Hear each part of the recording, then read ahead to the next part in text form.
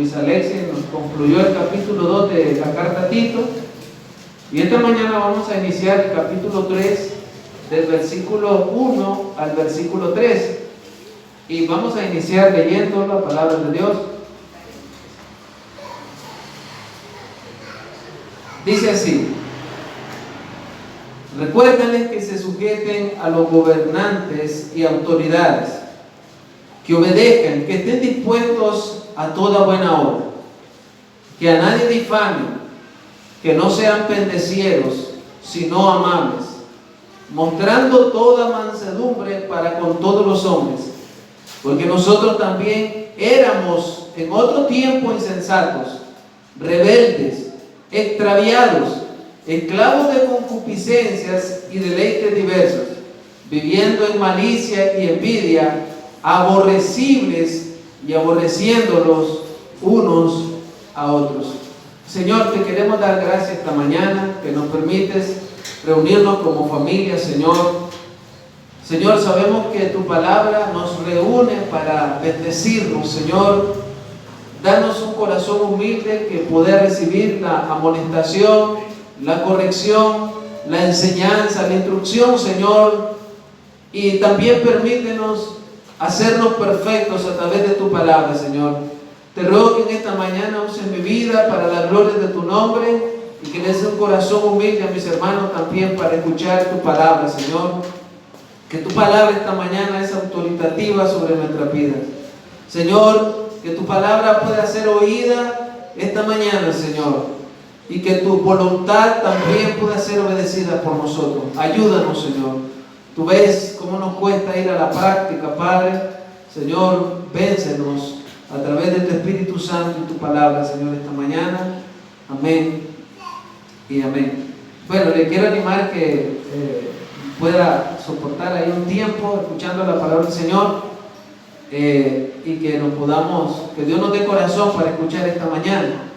El tema, hermanos, que he titulado el sermón, que lo he sacado de lo que entiendo de los 3 versículos, es que la sujeción es una imagen práctica de la soberanía de Dios.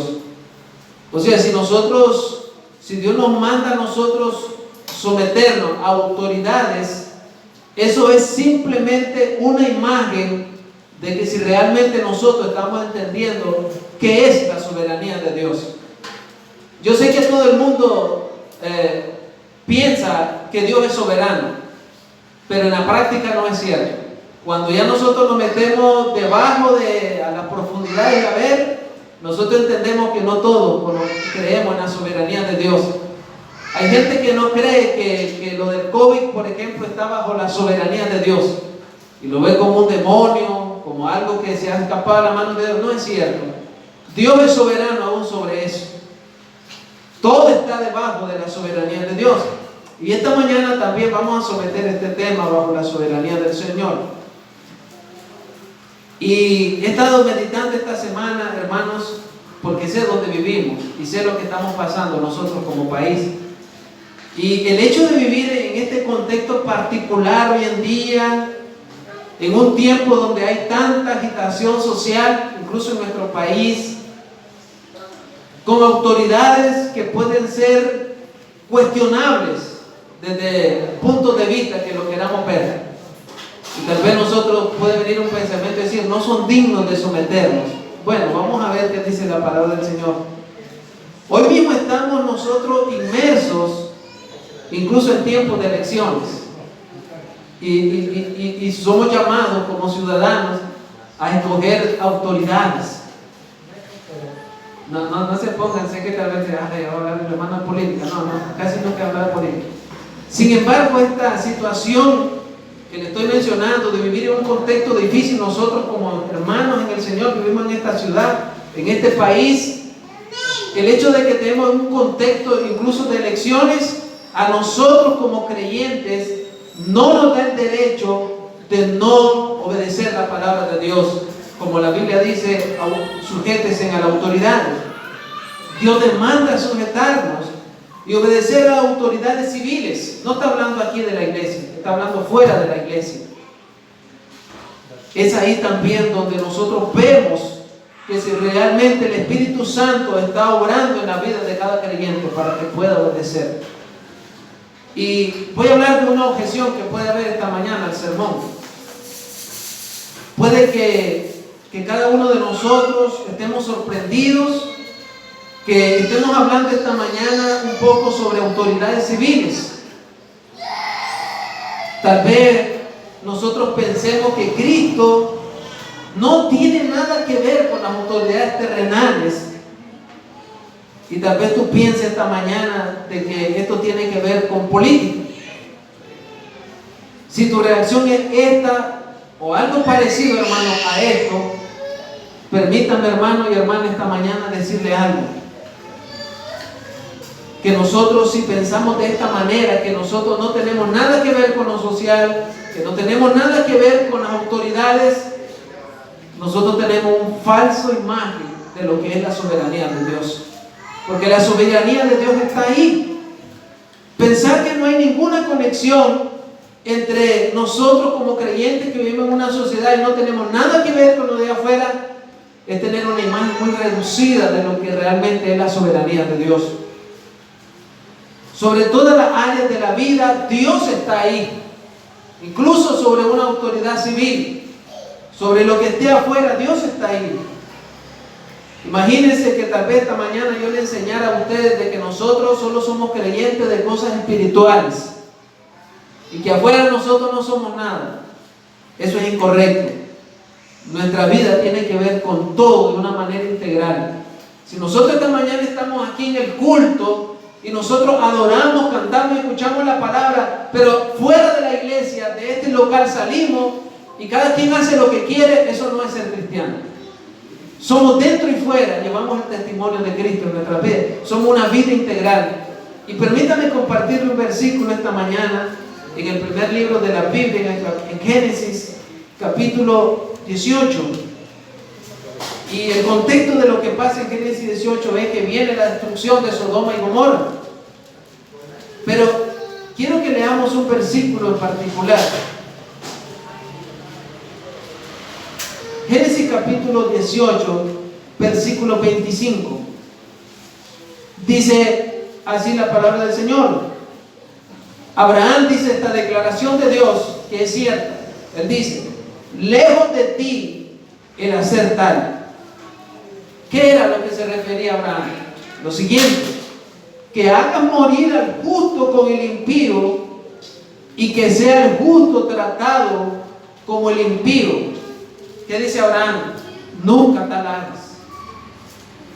El juez de toda la tierra no ha de hacer lo que es justo. ¿Por qué esta mañana quiero compartir este versículo? Si usted mira el contexto de lo que estamos leyendo en Génesis, ni siquiera existe el pueblo de Israel todavía. Y a veces nuestro pensamiento en la Biblia es que realmente Dios escogió a un pueblo que se llama Israel, y ciertamente es así. Pero nosotros tenemos que entender, hermanos, que Dios escoge a Israel, que es su pueblo elegido, pero que ese Dios del Antiguo Testamento no es exclusivo de Israel. Lo que yo le quiero decir esta mañana es que Dios no le pertenece a nadie, sino que a Él le pertenece todo. En otras palabras, pues, ningún judío puede decirle a otra nación: es que Dios es mío y no es el Dios de ustedes. Eso se llama enoteísmo y antibíblico. La Biblia dice claramente que ciertamente Dios escogió a un pueblo que se llamaba Israel. Era un pueblo elegido, pero Dios no era exclusivo de Israel. La Biblia dice claramente que Él es el juez de todas las naciones. A Él le pertenece todas las naciones.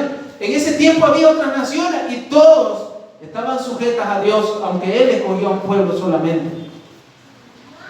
Si ustedes pueden ver Daniel, si tenemos este pensamiento y lo entendemos, entonces podemos también entender este otro pasaje que está en Daniel, capítulo 2. Acompáñenme a Daniel, capítulo 2. Y si usted puede revisar el versículo 21. Por eso es que Daniel entiende esto y él dice lo siguiente en el versículo 21. Él muda los tiempos, hablando de Dios. Él muda los tiempos y las edades. ¿Qué dice la Biblia? Quita reyes y pone reyes, da la sabiduría a los sabios y la ciencia a los entendidos. ¿Quién? Soberanamente, muchas veces usando la responsabilidad humana. Pero ¿quién es la causa primaria de que haya reyes y se quiten reyes? Yo sé que ustedes dicen, no, mentira, hermano Luis, porque el que cada vez que damos elecciones es por los votos. La mayoría manda. Esa es una causa secundaria. La causa primaria es Dios. Él está arriba de nosotros y Él lo permite.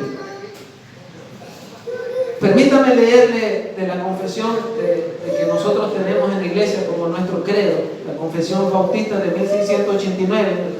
Por si acaso lo quieren aquí leer, en el capítulo 24, en el artículo 1, permítame leer lo siguiente. Dice: los reyes gobiernan porque Dios lo permite. Dios es el soberano, supremo Señor y Rey del mundo entero. Las instituciones, autoridades civiles están para sujetárseles y gobernar al pueblo para la gloria de Dios y el bien público, y con este fin les ha provisto con el poder de la espada para la defensa y el ánimo de los que hacen lo bueno y para castigar a los malhechores. Dios le ha puesto en las manos la espada a las autoridades civiles. Más adelante vamos a ver el pasaje. Y quiero, hermanos, antes de comenzar a que discernamos los versículos, quiero hablar un poquito del contexto en que estaba la carta de Tito, porque yo pienso que eso nos ayuda a entender más a esos hermanos de ese tiempo y a nosotros también. ¿En qué año se escribió la carta de Tito, la que nosotros estamos leyendo esta mañana? La carta de Tito se escribió en el año 62 aproximadamente y el año 64 después de Cristo. ¿Quién gobernaba en ese tiempo? Gobernaba el emperador más malo que ha existido para el cristianismo en la historia, un emperador llamado Nerón, que era sumamente perverso. Póngase a pensar que ese era el presidente de los hermanos en ese tiempo, en la carta de Tito. ¿A quién pues Pablo le dice a los hermanos, sujétese? Al tipo más malo que había en ese tiempo. Si usted no nota bien la gravedad de lo difícil que era para ellos sujetársele a aquel que mató a Pablo, porque fue Nerón quien mató a Pablo por orden de él decapitarlo, y fue él quien dio la orden de crucificar con los pies hacia arriba a Pedro por causa del cristianismo. Fue Nerón quien mató a ellos dos. Increíblemente fueron estos dos hombres los que escribieron acerca de sujetarse al César, porque cuando usted lee la carta en griego donde usted dice autoridades, la Biblia realmente lo que dice es sujétese al César. Eso es lo que dice la Biblia. Era duro para ellos. Era un gobierno pagano, no era un gobierno cristiano. Ellos no vivían un gobierno cristiano, vivían un gobierno pagano, opresivo e injusto en cuanto a los cristianos. Sin embargo, aún así vemos que los hombres bíblicos, Pablo y Pedro, están escribiendo a los hermanos para que se sujeten. Por supuesto que debemos ver que había límites en la palabra de Dios en cuanto a obedecer. Por supuesto que hay un límite en cuanto Dios pide que nos sujetemos. Pablo exhorta en varias ocasiones a diferentes iglesias sobre el tema. Debemos tomar en cuenta que estas iglesias están dentro de un contexto que ellos están conquistados por el imperio romano. Ellos no tenían tanta libertad, no vivían en una democracia, ellos vivían en una supremacía del emperador. Eso significa que no tenían libertades como las que tenemos nosotros hoy en día y que puede ser cuestionable. Otro punto que debemos entender es que al principio no había distinción entre cristianos y judíos. Por tanto, cuando nosotros leemos estas persecuciones que hubieron en la iglesia primitiva, no era al principio solamente a los cristianos, los judíos también sufrían. persecuciones de parte de ellos.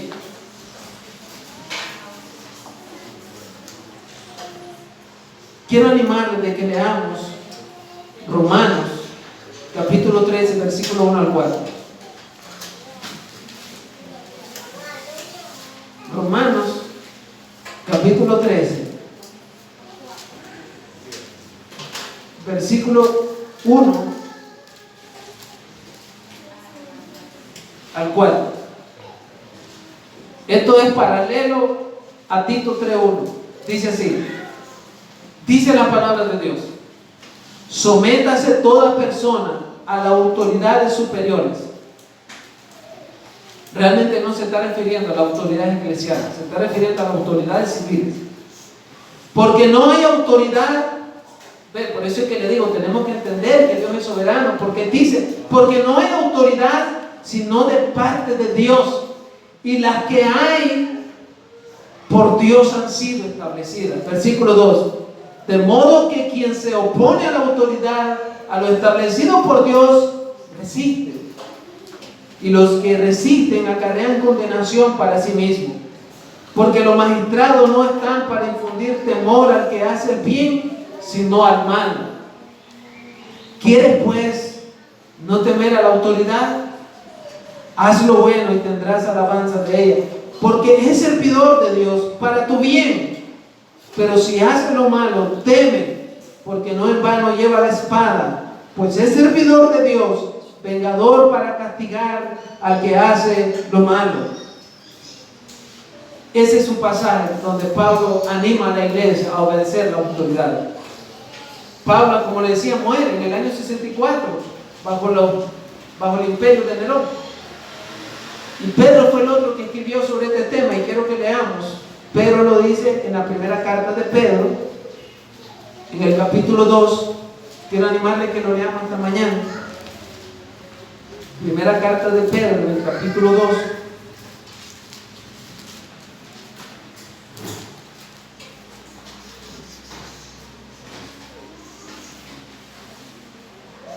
Primera de Pedro, capítulo 2, pueden irse al versículo 13 hasta el 17. Y quiero, hermano, que le ponga mente a la escritura y leamos. Dice: por causa del Señor, ahí está la causa de nuestro sometimiento. Por causa del Señor, someteos a toda institución humana, ya sea al rey, y aquí donde yo le digo que la Biblia dice claramente César en el griego, como al superior, ya a los gobernadores como por él enviados, para castigo de los malhechores y alabanza de los que hacen bien. 15. Porque esta es la voluntad de Dios, que haciendo bien hagáis callar la ignorancia de los hombres insensatos, como libres, pero no como los que tienen la libertad como pretexto para hacer lo malo, sino como siervos de Dios. Más específico, versículo 17 dice: honrad a todos, amad a los hermanos, temed a Dios, honrad al rey. Yo le aseguro que si esto no estuviera en la Biblia, y tal vez Pedro hubiera escrito por su cuenta, nadie obedeciera. Porque diría, no, hombre, ¿cómo voy a obedecer si hubiera hombres malos? Por ejemplo, Hitler, ese genocida que mató muchos millones de personas, ¿cómo voy a sujetarme a él? ¿Y por qué, hermanos? Sé que para algunos que están sentados puede ser difícil querer obedecer la autoridad, pero usted no va a obedecer porque yo se lo estoy diciendo. Usted no va a obedecer porque alguien se lo está imponiendo. Usted puede obedecer si la gracia del Espíritu Santo le da esa capacidad para, en el amor de Dios, obedecer al mismo Dios. Pero por supuesto que tenemos que entender bien. Pedro y Pablo estaban tratando de enseñar a la iglesia su postura ante la autoridad. Por supuesto que había en esos tiempos gente que anhelaba la libertad de la opresión romana, y muchas veces forzaron a que la venida del Mesías terrenal viniese. Sin embargo, aún así, Pedro y Pablo mantuvieron una sumisión al César y a las autoridades. Incluso Pablo y Pedro mueren en un tiempo de hostilidad. El viernes, que comenzó el instituto, estamos dando la clase Historia de la Iglesia. Y en Lucas capítulo 2, versículo 1 y 2, usted se da cuenta que hubo un censo cuando Cristo estaba pequeño. Ese es el mismo censo en que en Hechos capítulo 5, exactamente creo que es el versículo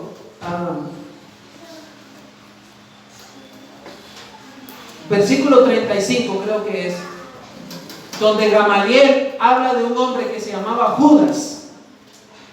Y Judas agarró un poco de judíos para rebelarse contra el Imperio Romano. ¿Por qué creen que en el año 70 también se destruyó el templo de Jerusalén? Porque fue la gran rebelión judía, la famosa masada, donde murieron mucha gente, porque se rebelaron contra el imperio, porque no soportaban su opresión. Se sabe claramente que los cristianos no participaron de la rebelión, se rebelaron los judíos. Ahora, hermanos, quiero animarle que vuelva a Tito capítulo 3. Vamos a leer una vez más el versículo 1. Dice: recuérdale que se sujeten a los gobernadores y autoridades, que obedezcan, que estén dispuestos a toda buena obra. Si usted lee detenidamente el versículo 1, yo creo que Pablo y Tito ya le habían enseñado a los hermanos acerca de este tema. ¿Por qué pienso eso yo? Porque él usa la palabra recuérdales. ¿Cuándo usted le puede recordar algo a alguien? Cuando usted ya se lo enseñó antes. Ahora, si la Biblia no dice claramente que ya se lo habían enseñado, eso es una deducción mía como predicador. Pero de igual manera queda implícito que ya Pablo venía hablando de la sujeción, porque se recuerda desde el principio, él comienza hablando de los ancianos y los requisitos, después comienza hablando de los ancianos de edad, después habla de los ancianas y de los jóvenes y las jóvenes, de los esclavos, y va dentro del tema de la sujeción. Entonces yo pienso que está implícito el tema. Aunque inicia con los ancianos, ¿verdad?, esa carta, sin embargo, Pablo reconoce entonces que lo que está fuera de la iglesia son autoridades y que son también establecidas por Dios. Y quiero compartirle, hermano, un comentario del hermano Jonathan Lehman, que lo que nosotros hemos leído en nuestro libro de membresía de la iglesia, hay un capítulo, y miren lo que dice sobre Romanos 13.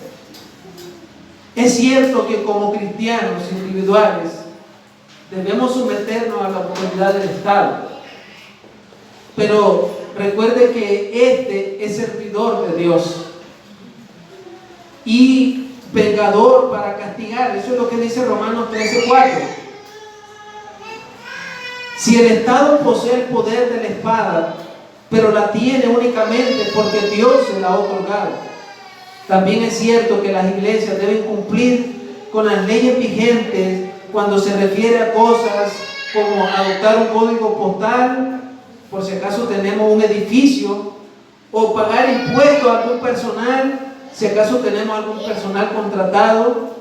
En este sentido, las iglesias son como cualquier otra negocio o organización, pero al mismo tiempo, hermanos, hay algo que debería estar completamente claro en la mente de nosotros los cristianos. La iglesia no existe por el permiso del Estado, sino por la autoridad expresa de Jesús. O sea que aunque Dios nos mande a nosotros sujetarnos a las autoridades, nosotros como iglesia local no existimos porque el Estado nos da permiso. Nosotros existimos porque Cristo estableció la iglesia en la tierra. Cuando nosotros leemos Mateo capítulo 28, versículo 18, ¿qué dice la Biblia? Jesús dijo: toda potestad me es dada en el cielo y en la tierra, y por eso es que ustedes pueden ir, dice el Señor, al mundo a ser discípulos. Y quiero que podamos analizar entonces cómo es esta autoridad que Dios ha delegado a las autoridades civiles. Número uno es que es una posición ordenada. En Romanos 13:4, dos veces, hermanos, usted puede leer su Biblia otra vez, Romanos 13:4, dos veces usted encuentra que la Biblia le llama a la autoridad civil que es servidora ¿de quién? De Dios. Por tanto, eso significa que esa autoridad que ellos tienen es establecida ¿por quién? Por Dios. Es decir, que Dios la ordenó. Pero ¿qué pasaría entonces si nosotros nos oponemos a esas autoridades? A eso es lo que Pablo dice, nos resistimos a Dios. Lo segundo es que hay un propósito con esa autoridad civil y que ese propósito está ordenado también por Dios. Esta autoridad se establece para la gloria ¿de quién? De Dios y para el bien de la sociedad. Vaya conmigo a Romanos 13:3. Romanos 13:3.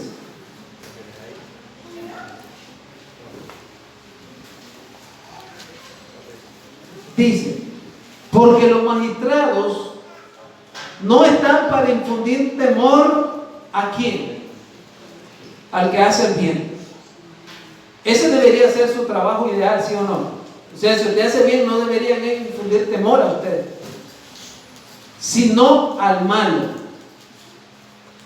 ¿Quieres pues no temer a la autoridad?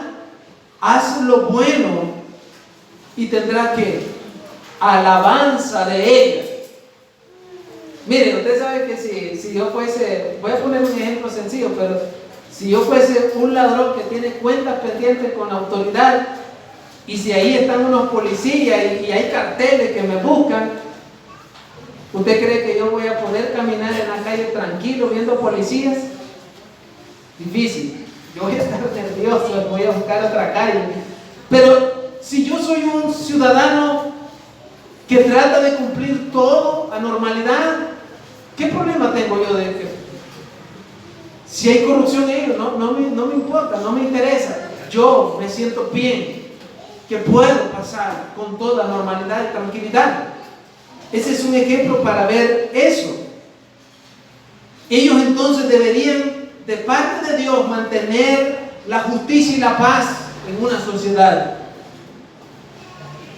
reprimiendo la violencia y actuando en una justicia social.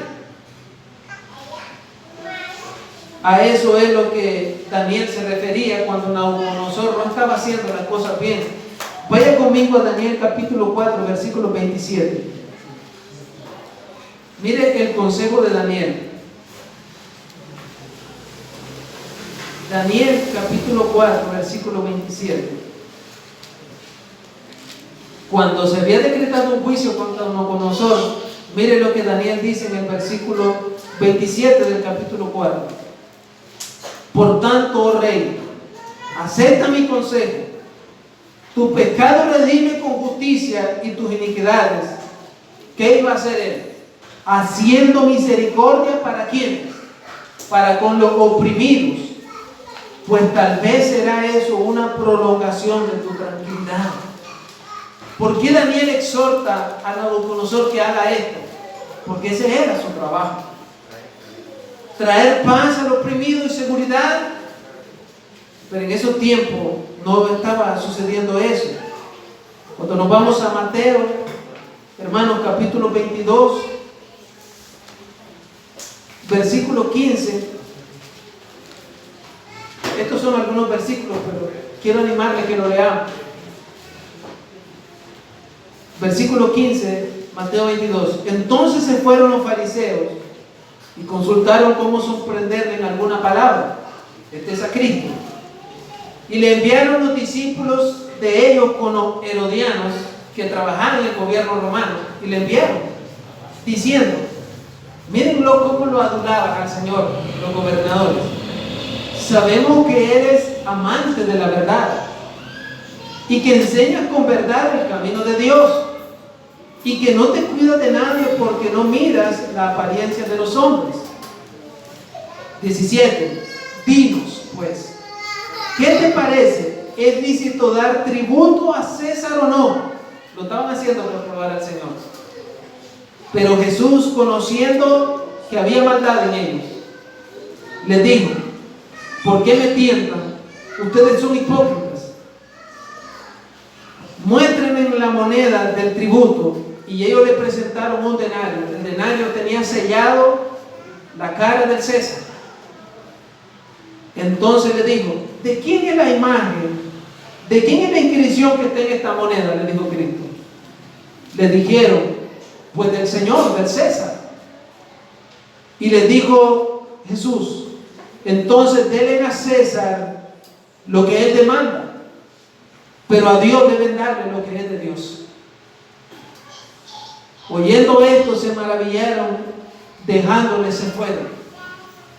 Y si usted puede ver, increíblemente, Cristo, conociendo lo obstinado que era el César, Él dice: si hay algo que se le debe al César, que se le dé.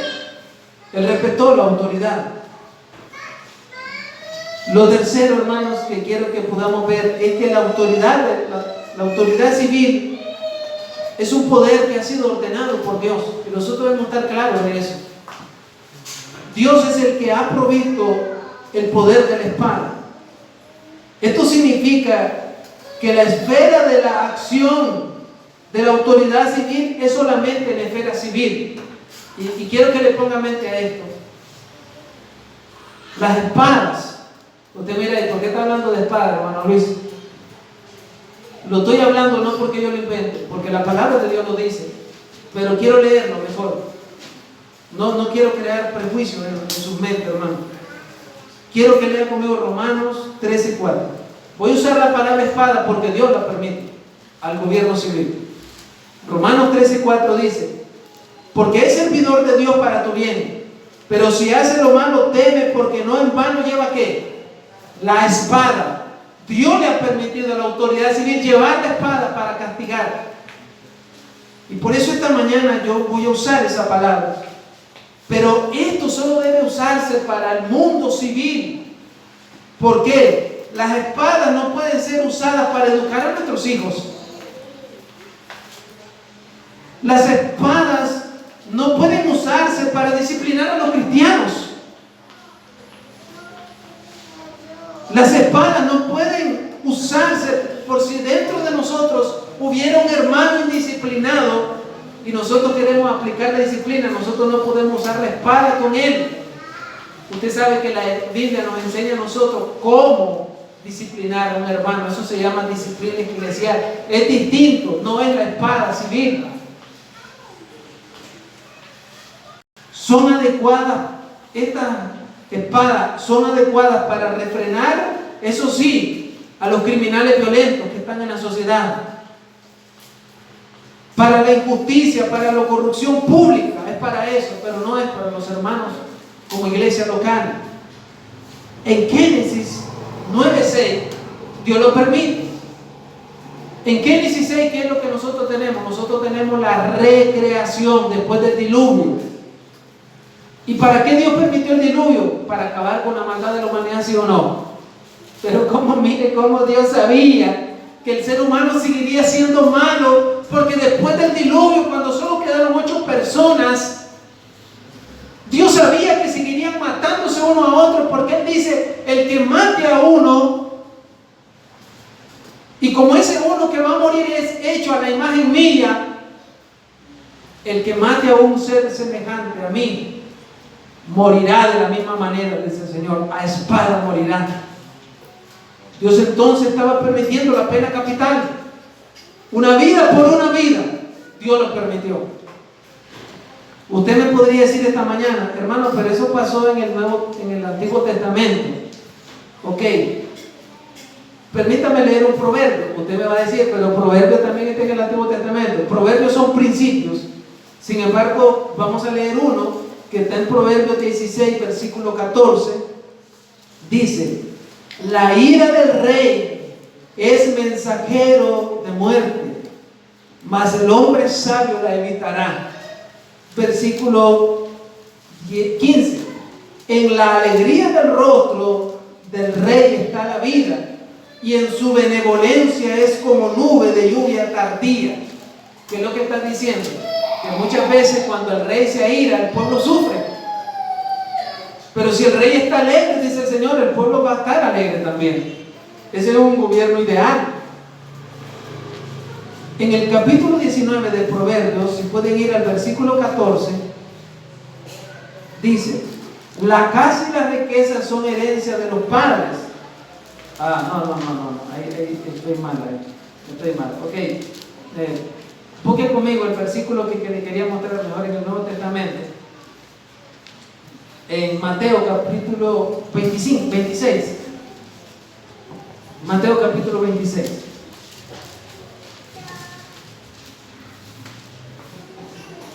Si podemos ir al versículo 51.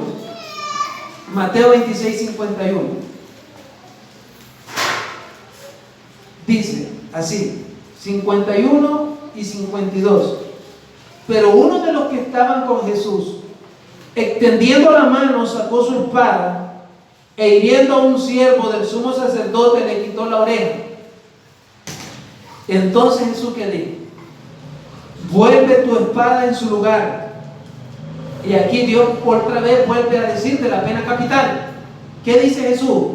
Porque todo lo que tomen espada, a espada perecerán. Dios permite otra vez en el Nuevo Testamento la pena capital. El que saque espada, morirá a espada también.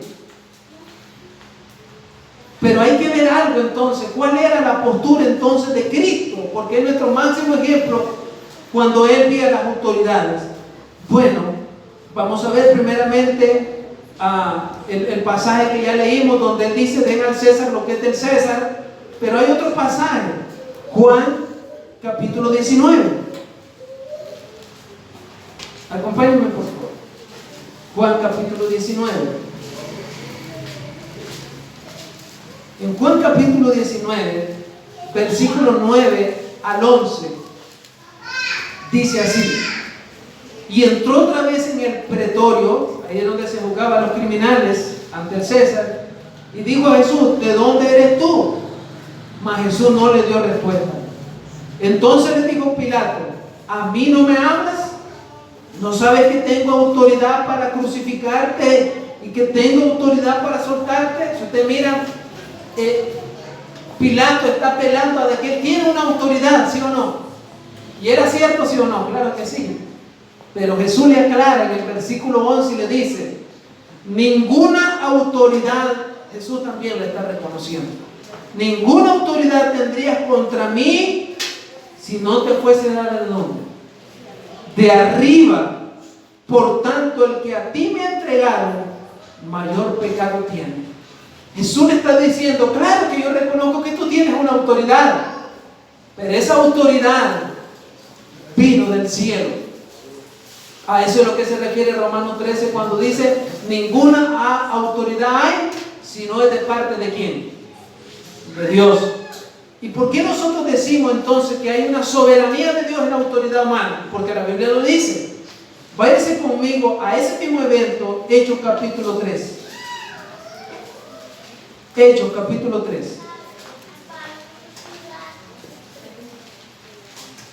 Hechos 3.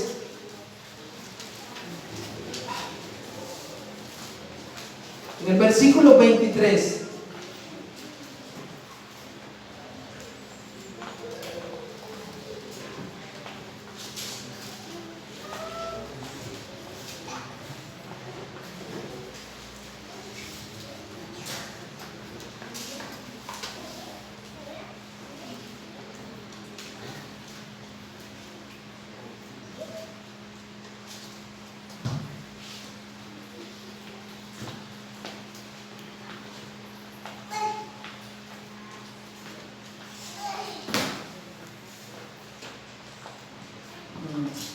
Voy al capítulo 4, versículo 27, hermano. Ahí está también. 4:27. Porque verdaderamente se unieron en esta ciudad contra tu santo Hijo Jesús, a quien ungiste, Herodes y Poncio Pilato. En Juan 11, delante de quién está Jesús. de Pilato. A eso es lo que se está refiriendo Pedro en Hechos capítulo 4. Y Poncio Pilato con los gentiles y el pueblo de Dios, ¿para hacer qué? Para hacer como tu mano y tu consejo habían antes determinado que sucediera. A eso nos referimos con soberanía de Dios. Pilato se cree que él es el que tiene todo bajo control, pero Pilato solamente está cumpliendo lo que ya Dios ha determinado que sucediera. Y uno puede decir, entonces Pilato era títere. No, Pilato era un hombre hostil y tenía responsabilidad humana. Y él estaba siendo consciente de lo que él sabía. Incluso Dios una noche antes le muestra un sueño y le dice, ese hombre es inocente. Y él pasó dándose toda la noche, ¿lo mato o no lo mato? Pero ya Dios sabía que sucedería porque él así lo había preordenado. Ahora, hermanos, vamos a ver lo que dice Tito en la parte final del versículo 3, porque ya hay otro mandamiento que el Señor nos dice. En la parte última de Tito 3:1 dice, dispuestos a toda buena obra.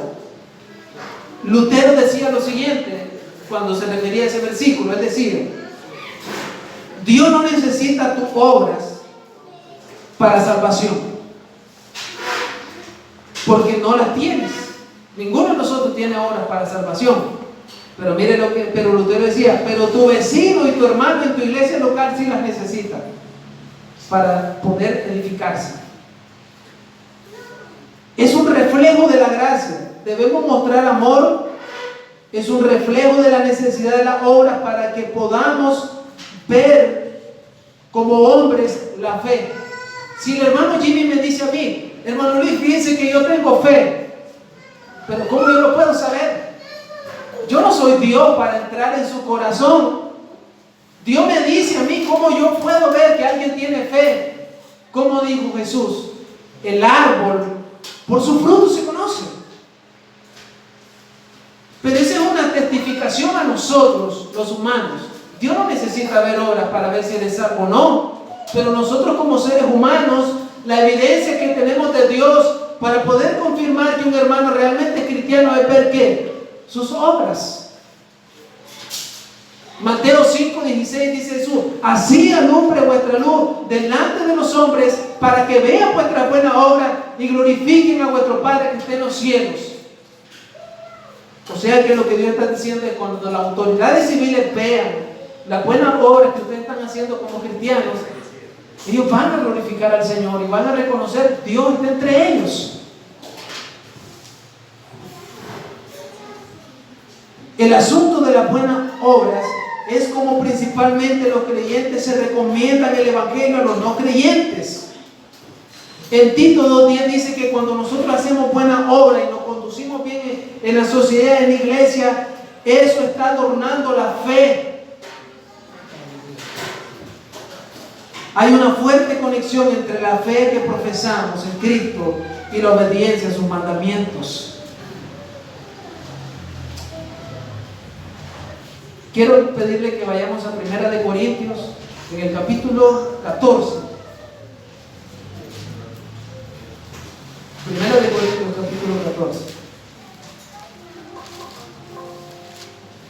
Váyase al versículo 24. Y quiero compartir este versículo, hermanos, por alguna razón.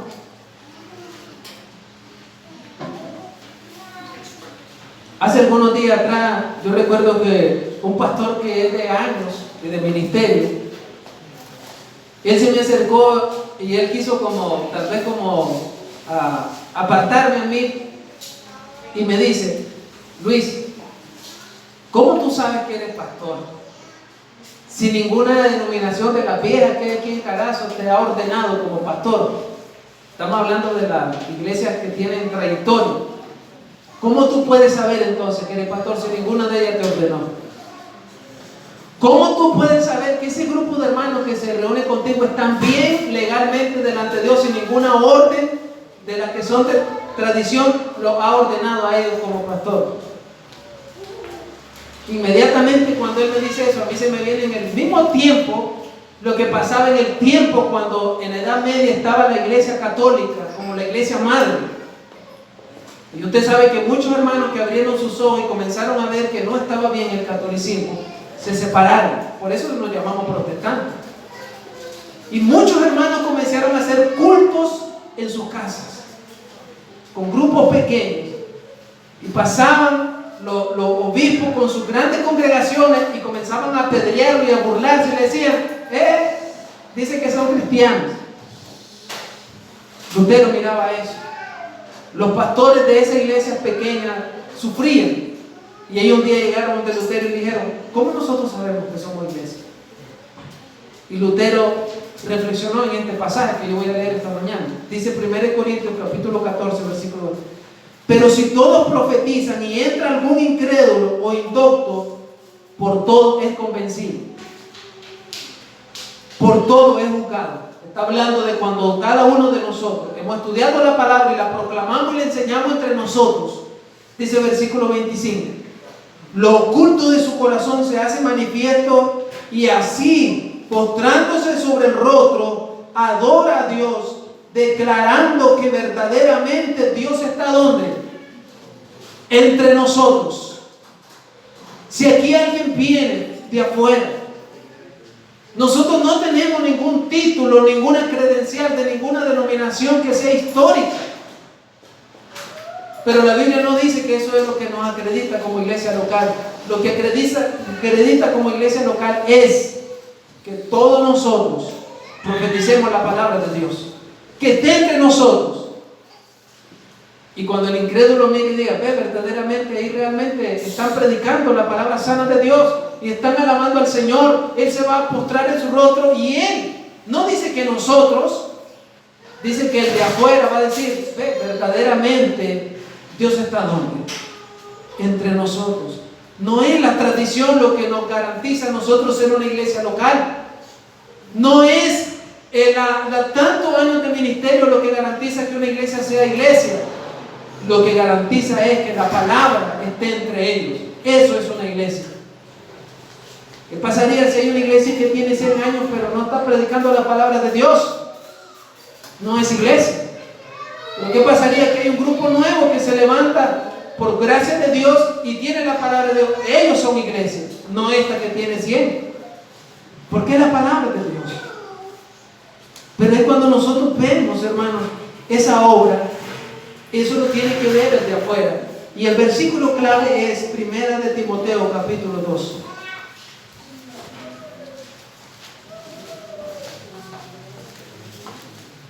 Primera de Timoteo capítulo 2 versículo 1 al 4 dice, esto es para nosotros: exhorto ante todo a que hagan rogativas, oraciones, peticiones y acciones de gracia por todos los hombres, por los reyes, por todos los que están en eminencia, para que vivamos quieta y reposadamente en toda piedad y honestidad. Porque esto, hermano, es bueno y le agrada a Dios nuestro Salvador, el cual quiere que todos los hombres sean salvos y vengan al conocimiento de la verdad. Es nuestro trabajo como iglesia local orar por nuestros gobernadores, por nuestros alcaldes, por lo que Dios ha puesto en autoridad. Es nuestro deber. Y usted me dirá, pero yo no creo. Lea lo que la Biblia dice. Dice que cuando usted lo está haciendo, ¿a quién le agrada eso? A Dios. A Dios le agrada.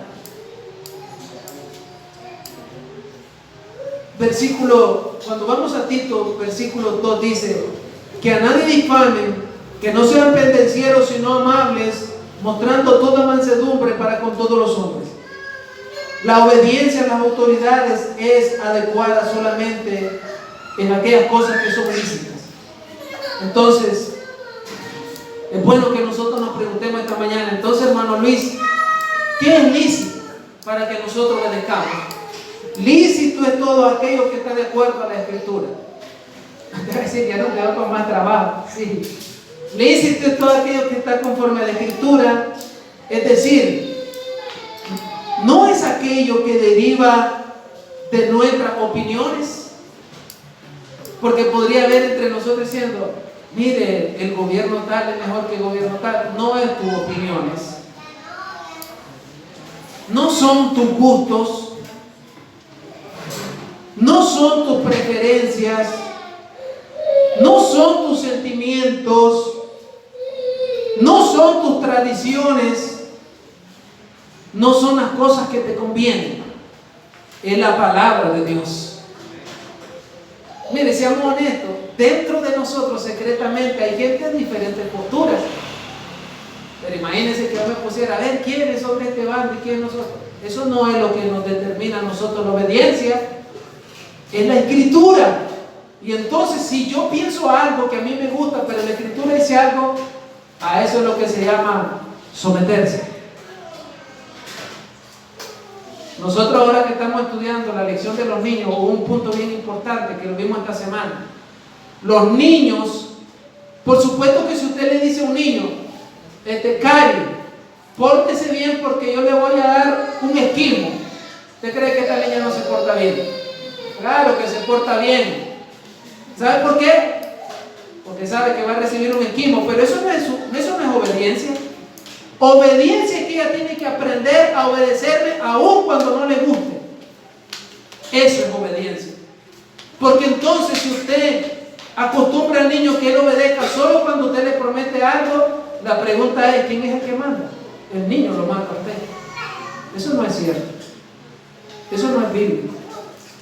Obediencia es que muchas veces Dios nos pide a nosotros como iglesia hacer algo que a veces no queremos. Eso es someternos. Y entonces nos sometemos a la autoridad hasta el punto, hasta un límite. Y quiero poner dos ejemplos rápidos. ¿Se acuerdan que en Daniel, capítulo 3, había un caso ahí por causa de la oración? A todos se les prohibió que no oraran, solamente oraran al Dios de ahí, que era la misma imagen del rey. Pero ¿qué hizo Daniel? Daniel abrió las puertas, siguió orando. ¿Qué le dijeron a Daniel que no hiciera? No sigas orando al Dios de Israel. ¿Qué hizo él? ¿Obedeció o desobedeció? Desobedeció. Pero Dios lo guardó, ¿sí o no? Ok, en Daniel capítulo 6 hay otro ejemplo. Los tres amigos de Daniel. ¿Cuál era la orden? Cuando suene el tambor, cuando suene la flauta, todos de rodillas van a adorar la estatua. ¿Obedecieron ellos? No obedecieron. ¿Por qué? Porque solo a Dios se le rinde adoración. ¿Me entiende? La autoridad civil tiene sus límites. Y entonces hay un momento cuando nosotros no podemos obedecer. Pero mire, a mí me encanta cómo estos tres, Ananías, Sadrach, Mesach y Abednego, ellos vienen y dicen, nosotros sabemos que Dios nos puede guardar. Pero si Dios no quiere guardarnos, también estamos dispuestos a morir por Él. Con eso no le estoy diciendo pues, que vaya a darse la héroe. Dios realmente escoge sus mártires y Él si quiere guarda y si quiere no guarda. Y para hacer mi parte final, quiero leer con ustedes Tito 3:3. Dice, porque nosotros, hermanos, también éramos en otro tiempo insensatos, rebeldes, extraviados, esclavos de concupiscencia y deleites diversos, viviendo en malicia, envidia, aborrecible y aborreciéndonos unos a otros. Sé, hermanos, que hay veces hay autoridades que son difíciles de obedecer. Pero miren a qué está apelando Dios, a nuestra conciencia. Él te está diciendo, hijo mío, acuérdate quién eres tú. Tú eres también desobediente. Tú eras como ellos. Tú eras malo como ellos. Tú eras pecador como ellos. Y dice el Señor, acuérdate que tú tuviste en esa naturaleza muerta. Que es lo que Pablo está reconociendo, que esa autoridad civil muchas veces está en una autoridad, en una depravación espiritual, está muerta, pero ejerce así. Y si hubiera injusticia, yo quiero pedirle que leamos Romanos capítulo 12. Si hubiera injusticia, nosotros como iglesia local no hacemos justicia. Romanos 12, versículo 18 dice, Romanos 12, 18 dice, si es posible en cuanto dependa de vosotros, está en paz con todos los hombres. O sea que tenemos que esforzarnos para que eso pase. No venguéis vosotros mismos, amados míos, sino dejad lugar a la ira de Dios, ¿Por qué? Porque ya está escrito y nosotros tenemos que respetar la voluntad de Dios. No podemos saltar la voluntad de Dios. Está escrito, Dios dijo, mía es la venganza, yo voy a pagar, dice el Señor, no nosotros. Así que si tu enemigo tuviere hambre, aun si fuera tu enemigo, tiene hambre, ¿qué debes hacer? Dale de comer. Si tienes sed, dale de beber. Pues haciendo esto, vas a acumular vergüenza en él. Ascuas de fuego, dice la Biblia, amontonará sobre tu cabeza, sobre su cabeza. Un día nosotros también, hermanos, tuvimos en esa animadversión contra Dios. Y de esta venganza, Dios nos libró en Cristo, a nosotros también. Nosotros no estamos muy lejos de ellos. Nosotros fuimos así también. Fuimos rebeldes en otro tiempo. Vivíamos en maldad, aborreciéndonos unos a otros. El Evangelio es buena noticia para personas malas. Ruego en esta mañana para que Dios nos haga ver que en vez de ira derramó amor en nuestros corazones. Así debemos ser nosotros con nuestros enemigos. A veces a mí me duele un poco, hermano, a veces ver que si uno no tiene cuidado uno cae en eso también, como cristianos. Yo recuerdo una vez con Jenny en un hogar cristiano, nosotros estábamos ahí y era un pleito campal por ver una noticia en la televisión. Y sé que nuestros sentimientos nos ganan, pero de pronto yo traté de reaccionar y decir, nosotros no nos conducimos por esto, nosotros nos conducimos por la palabra de Dios. Y si nosotros no tenemos cuidado, tomamos posturas que no son muy buenas para nosotros. Muchas veces Dios usa medios para disciplinar y salvar a un pueblo. Yo quiero tomar un ejemplo, ya casi termino. Muchas veces Dios permite gobiernos malos para disciplinar a un pueblo y para disciplinar a su propio pueblo. Dios lo permite. Propósito que a veces nosotros no entendemos. Y quiero leerle un versículo para soportar eso. Segunda de Reyes, capítulo 24. Segunda de Reyes, capítulo 24.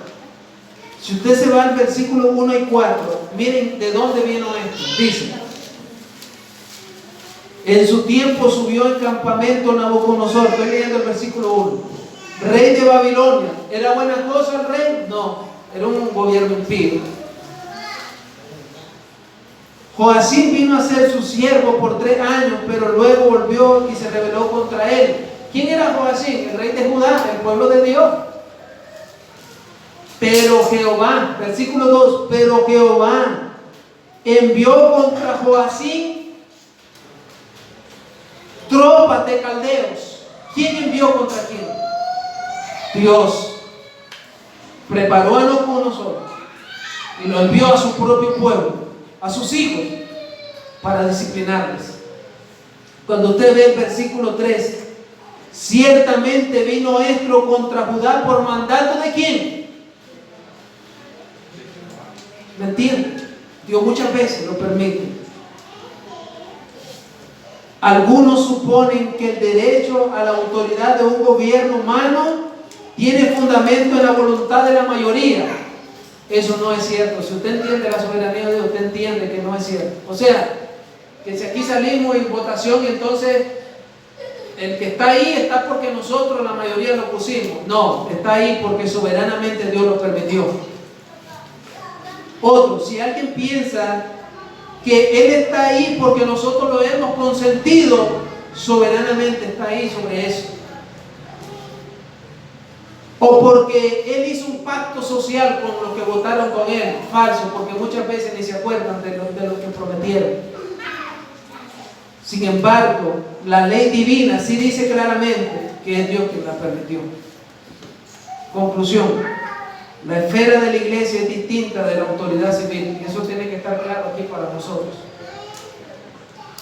Su campo de acción es distinta y está definido por Dios, tanto para la autoridad civil como la autoridad eclesiástica.